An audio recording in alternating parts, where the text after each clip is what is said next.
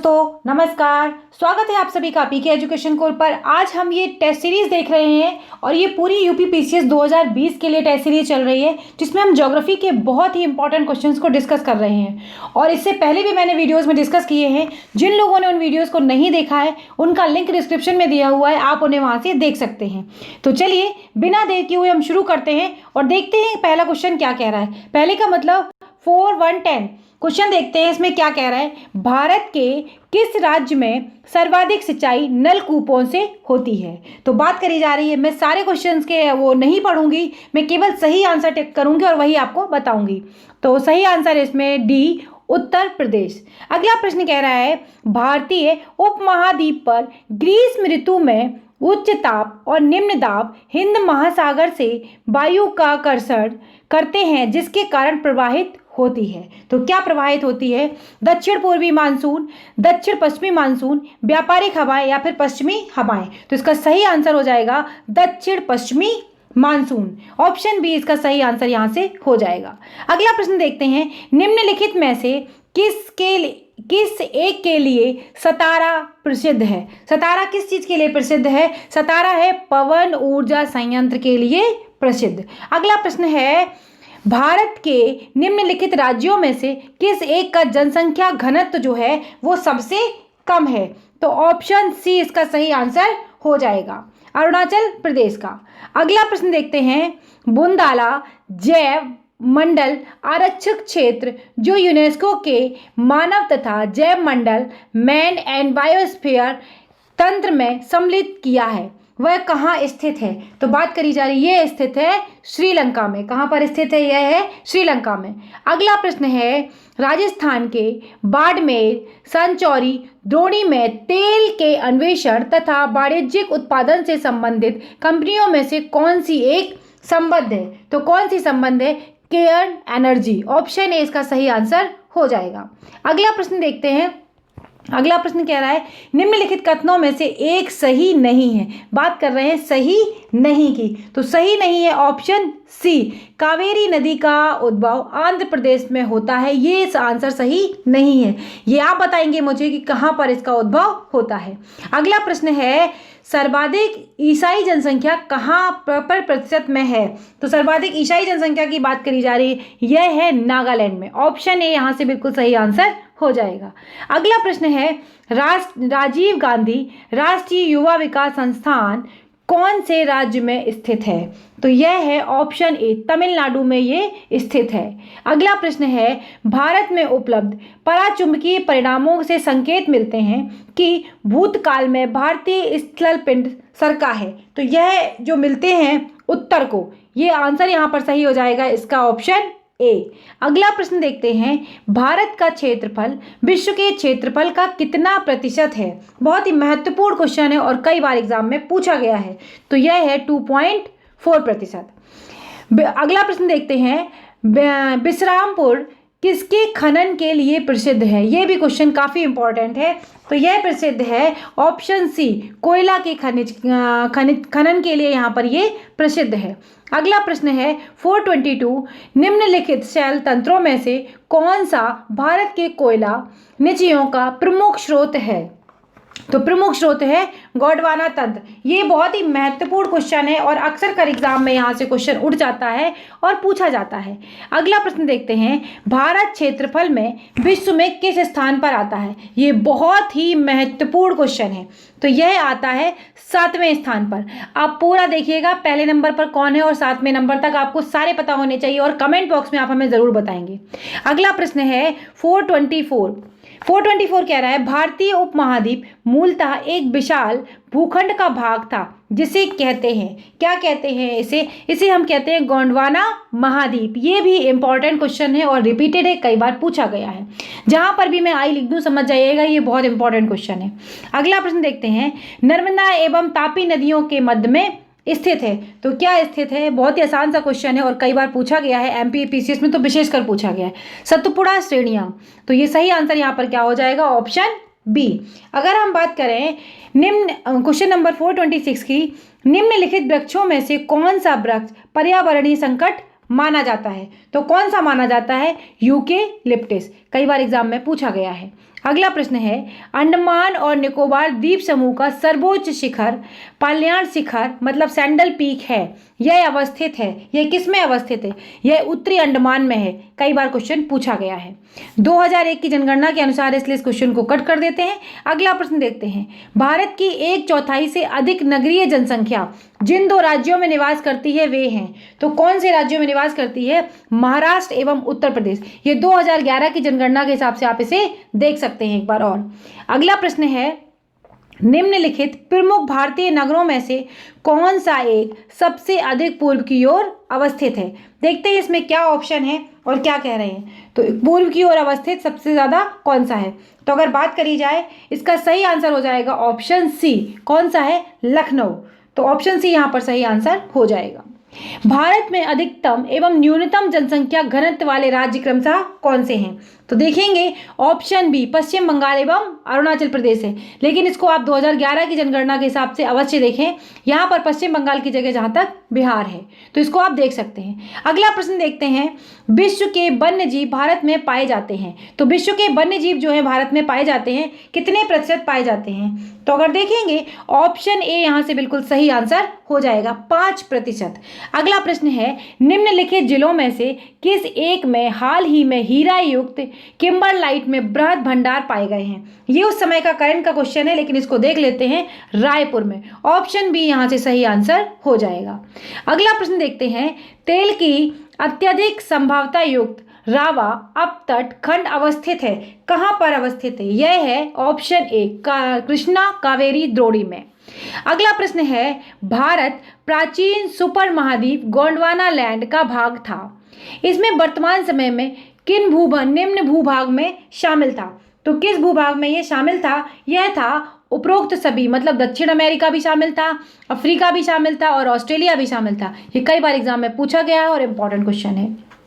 अगला देखते हैं, 2001 के अकॉर्डिंग है, इसलिए हम प्रश्न को काट देते हैं, इसको क्वेश्चन को हम नहीं देखेंगे। अगला प्रश्न देखते हैं। अगला प्रश्न कह रहा है 437 कह रहा है कि निम्नलिखित में कौन सा भारत में वाणिज्यिक ऊर्जा का प्रधान स्रोत है? तो अगर हम इसकी बात करें तो वह है कोयला। कोल जो है वाणिज्यिक ऊर्जा का मेन स्रोत है। अगला देखते हैं, लेटेराइट मिट्टी मिलती है, तो कहाँ मिलती है लेटेराइट मिट्टी? लेटेराइट मिट्टी मिलती है ऑप्शन डी महाराष्ट्र में। अगला प्रश्न देखते हैं, भारत में पहली रेलगाड़ी 16 अप्रैल 1853 को चलाई गई थी, तो ये किस किस के बीच चलाई गई थी? सभी को पता है, मुंबई से ठाणे के बीच चलाई गई थी। अगला प्रश्न है, भारत का निम्नलिखित में से कौन सा क्षेत्र उच्च तीव्रता की भूकंप मेखला में नहीं आता है?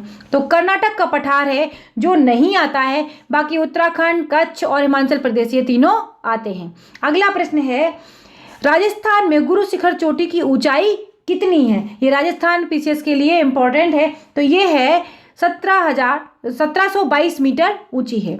अगला देखते हैं, भारत अवस्थित है, ये काफ़ी इंपॉर्टेंट क्वेश्चन है और बहुत बार एग्जाम में पूछा गया है, तो इस चीज़ को आप थोड़ा ध्यान रखें कि ये जहाँ पर भी आप नोट्स बना रहे हैं वहाँ पर इसे लिख लें। ये है ऑप्शन सी, यहाँ पर सही आंसर हो जाएगा। भारत जो है अक्षांश 8 4 37 डिग्री और 6 इनसे 68 और ये 97 25 पूर्व में मध्य में स्थित है। ये चीज़ आप बिल्कुल कहीं पर भी जहाँ पर भी नोट्स हो वहाँ पर इसे अच्छे से लिख लें, ये बहुत बार पूछा जाता है और कई बार ये कंफ्यूजिंग भी होता है बच्चों के लिए। अगला प्रश्न देखते हैं। अगला प्रश्न कह रहे हैं, नई शताब्दी के सूर्योदय की प्रथम किरण भारत के किस यामोत्तर में दिखाई दी? तो किस यामोत्तर में दिखाई दी थी? यह दी थी 92 डिग्री और 30 डिग्री यामोत्तर पे। तो ये इस तरीके से बना हुआ है, ईस्ट वेस्ट नॉर्थ साउथ, तो 92 डिग्री 30 ईस्ट में, तो ये यहाँ से सही आंसर इसका हो जाएगा। अगला प्रश्न देखते हैं, सरदार सरोवर परियोजना से लाभान्वित होने वाले राज्य कौन से हैं? तो 44 क्वेश्चन की बात करी जा रही है। यहाँ पर इससे लाभ होने वाले राज्य जो हैं, गुजरात है, महाराष्ट्र है, मध्य प्रदेश है और राजस्थान है।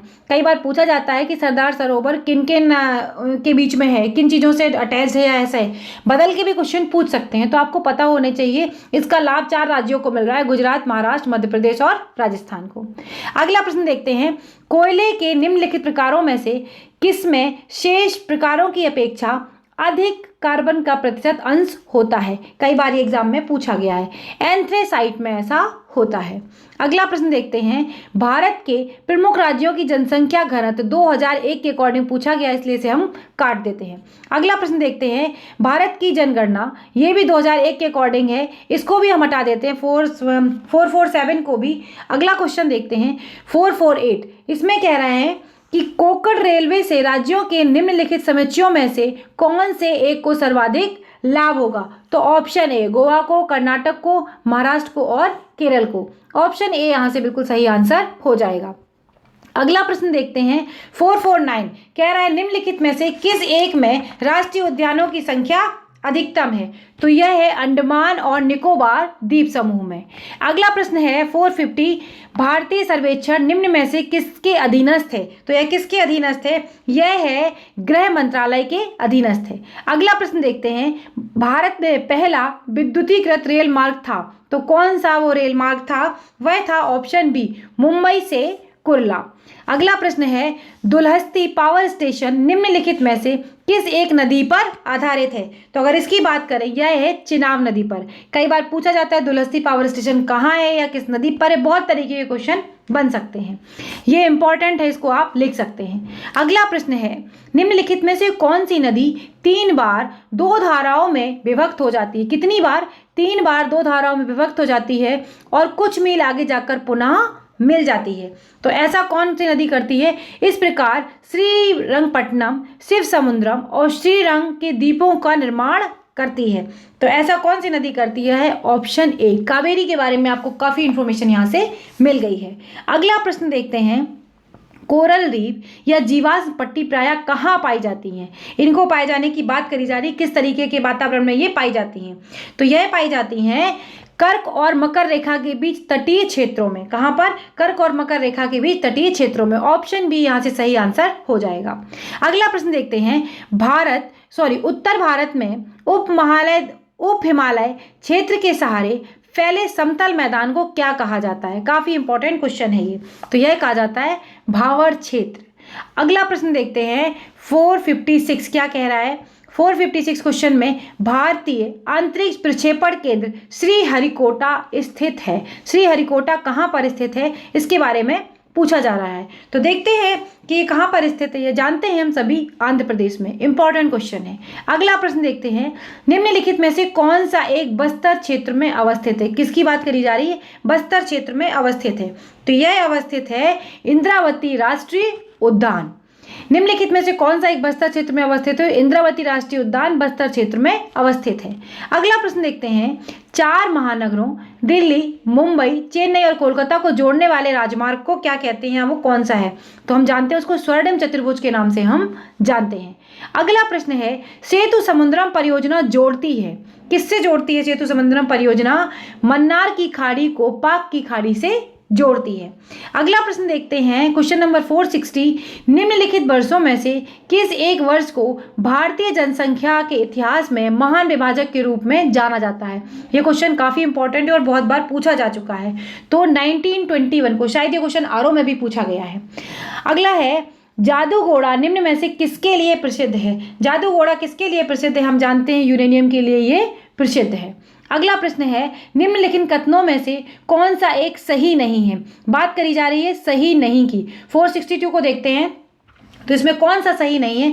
देश की कुल जनसंख्या, जनजाति जनसंख्या आधे से कुछ अधिक जनसंख्या उत्तर पूर्वी भारत में रहती है। यह चीज यहाँ पर सही नहीं है। ऑप्शन बी इसका सही आंसर हो जाएगा। अगला प्रश्न देखते हैं, एक जनजाति जो सरहुल त्योहार मनाती है, तो कौन सी जनजाति है जो सरहुल त्योहार मनाती है? यह मनाती है मुंडा जनजाति। ये काफी इंपॉर्टेंट है, उत्तराखंड के पेपर वगैरह में अक्सर पूछ लिया जाता है या यूपी में भी पूछा गया है। अगला प्रश्न देखते हैं, बंगाल की खाड़ी के तटवर्ती क्षेत्रों में चक्रवात क्यों अधिक आते हैं? बात करी जा रही है क्यों अधिक आते हैं बंगाल की खाड़ी के तटवर्ती क्षेत्रों में। तो क्या कारण है इसका? शंक्वाकार होने के कारण बंगाल की खाड़ी में बने चक्रवात उत्तर की ओर चलते हैं। ये बात यहाँ पर बिल्कुल सही कही गई है। अगला प्रश्न है, भारत का सुदूर दक्षिणतम स्थान में इंदिरा पॉइंट निम्नलिखित में कहाँ स्थित है? कहाँ स्थित की बात करी जा रही है? हम जानते हैं इसका पॉइंट जो स्थित है बड़ा निकोबार में। कहाँ पर स्थित है? बड़ा निकोबार में। अगला प्रश्न है, निम्न में से व्याघ्र अभ्यारण्य कौन सा नहीं है? तो यह कौन सा नहीं? ऑप्शन सी, काजीरंगा व्याघ्र अभ्यारण्य नहीं है। अगला देखते हैं, एशियाई बब्बर शेर का निवास कहाँ है? तो एशियाई बब्बर शेर का जो निवास है वो है गिर वन। ये बहुत इंपॉर्टेंट क्वेश्चन है और कई बार पूछा गया है। किस नदी पर विश्व का सबसे बड़ा नदी द्वीप है? इसके बारे में बात करी जा रही है। ब्रह्मपुत्र नदी पर वो द्वीप है। अगला प्रश्न देखते हैं 469 क्वेश्चन क्या कह रहा है? ऑपरेशन फ्लड का संबंध किससे है? ऑपरेशन फ्लड का संबंध है ऑप्शन डी, दूध के उत्पादन एवं वितरण से। ये कई बार एग्जाम में पूछा गया है।